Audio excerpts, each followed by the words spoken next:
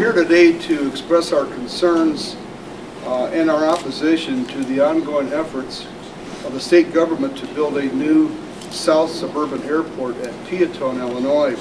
The proposal to build a third major Chicago area airport at Peotone has long been controversial in the subject of what transportation needs are actually required and necessary in this state. Here in Rockford, we focused on our own airport, dedicated our efforts in the past years to building up our infrastructure, working to recruit new air passengers and air cargoes to the facility. In fact, today many of you had a difficult time, as did I, finding a parking place, and that's just wonderful to see the number of people that are using this facility. With the exceptional efforts of Director Bob O'Brien and his team, along with the Board of Commissioners, we've had some really good success. There's been a heavy investment, federal funding. I've helped lead that, along with soliciting the help and leadership of Senator Durbin in pouring in probably around $100 to $150 million in improvements in infrastructure here at the airport. But there's been very little support from the state of Illinois government, especially the governor's office. It's my understanding that the Rockford Airport received almost no funding from the state in the past recent years. What money has come really has been federal money that's been funneled through the state of Illinois itself. And meanwhile, tens of millions of state taxpayers' dollars have gone for the purchase of land in preparation for the Peotone Airport. Now, the governor's talked about spending an additional $100 million that's been set aside in the state capital plan for the purchase of more land at Peotone. And the state plans to spend more and more taxpayers' dollars, even billions, in order to construct this new airport. But we could be assured of this: if Peotone is put on the map, it becomes the third airport for Chicago, that's going to drain a lot more funds that would otherwise be available to Rockford, not only state but also federal in terms of priorities. It's interesting to note that we've had the ambassadors from Hungary, Japan, Korea, and Thailand visit this facility. It's something we've been working on called fractionalization, is to encourage foreign countries to run direct flights to this country. I was just in New Zealand and Australia, and we're presently working with those governments also to consider Rockford as a point to land in order to make charters to those countries a lot cheaper. In fact, I'm convinced that the availability of this Rockford airport facilities that we have here was a consideration in Nippon Shiro deciding to build that massive $250 million manufacturing facility in Rochelle at the industrial park there. The solution, Peotone, even if it were to happen, is decades away. The O'Hare modernization, not only is it going to be expensive, it's going to be disrupting of traffic. It's going to be more difficult for passengers to be able to get in and out of the airport for the next decade as they're doing that modernization. So one of the things the governor could do is, instead of using these dollars to buy more land for something that may not happen, doesn't it make more sense to look at what can we do to help develop and keep passengers here in Northern Illinois, in Rockford, utilizing Rockford, as opposed to going north to Mitchell. Our constituents across the region and our state are demanding now more than ever that our government live within its means, and we should be using the state's assets that we already have in place and not wastefully spend our money. Utilizing Rockford's airport will not only benefit our city and our region, but our state as a whole by saving the taxpayers millions of dollars that it would otherwise spend on Peotone.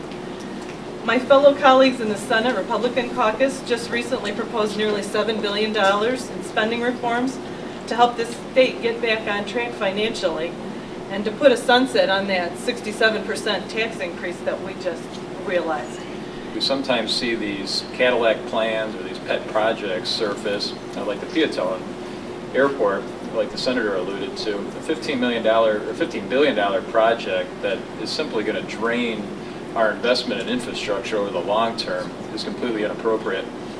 And you know, we've got a problem in the state of Illinois where we hodgepodge every 10 years these capital plans together, and a lot of times they do involve some of these projects that we just don't need to worry about. We need to focus on existing infrastructure, rehabilitating the roads and bridges and rivers that we've got now, and live within our means so that we can create a good established base so that for the future we've got that core infrastructure. Again, these new projects are not going to be a way to create good long-term efficiency or jobs, but it's by reinvesting in what we already have that Illinois will be successful. When government makes a mistake, it needs to learn to come up with a different answer. 25 years ago, the FAA did traffic studies that showed the need for Peotone. That's no longer the case. We had very rapid passenger growth in the 1980s with deregulation. They simply extrapolated that out into the distant future, and that's where the passenger load for Peotone was made. We've seen passenger traffic, and we have a perfect example of another airport in Illinois that the airlines didn't want, but the state did. It's called Mid-America Airport, opposite St. Louis. It was built on a model that Lambert Field was going to exceed its capacity. Illinois put hundreds of millions of dollars into Mid-America, and today, I think less than 1,000 people a year fly out of that. There's no scheduled air service whatsoever. It's a ridiculous waste of money, and we're trying to replicate a failure. Government has to be smart, and when conditions change, we have to say, hey, conditions change, let's change our mind. And in this case, they need to change their mind about Peotone and not waste the money on land acquisition and future development. The issue that has been overriding on my mind from the very outset of Peotone is once again carving up thousands of acres of some of the most productive farmland in the nation. And we are standing today on a state-of-the-art facility, as the congressman and others have so well articulated.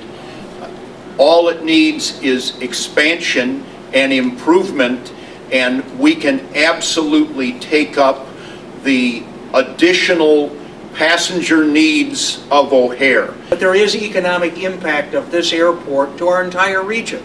Congressman has already mentioned that Nippon Chiron came to Rochelle, primarily because of the free trade zone in the Rockford area, this wonderful airport, and our good highway system, not only the rail system that services the Rochelle area. So it is a huge economic development engine for this region of our state. And I think all of the citizens, and certainly us as senators and representatives, are advocating for strong action on the governor's part to rethink his economic development strategy, where he's investing resources, and let the market tell us where this airport ought to be. And I think you're going to see that the market is saying right here in Rockford and right here serving north, central and northwest Illinois. It's a big economic engine that we desperately need as we try to pull ourselves out of this recession. So Congressman, I'm glad to join you in sounding a note of common sense, so rarely heard in the halls of Springfield. Thank you. Thank you. When you look outside today and you see the full parking lot, you've got to know and understand that there's a great opportunity here, particularly when you're in a terminal building that's right now empty. How do you compare and contrast those two issues? We are in control of our own fate. We have an international grade airport, as one of the folks here said a second ago. I've been saying for years, we've got 13 million people that live in close proximity to the airport. This is a regional asset that's good for the entire Chicago-Milwaukee corridor. My heart is very heavy with the fact that there is opportunity here at RFD that is not being capitalized on. My heart is also very heavy in a more positive way that the people, the everyday citizen, the people get it. What they're hoping is that the leadership at every level, federal, state, and local, get it, because business as it's been done before is not going to carry the day any longer.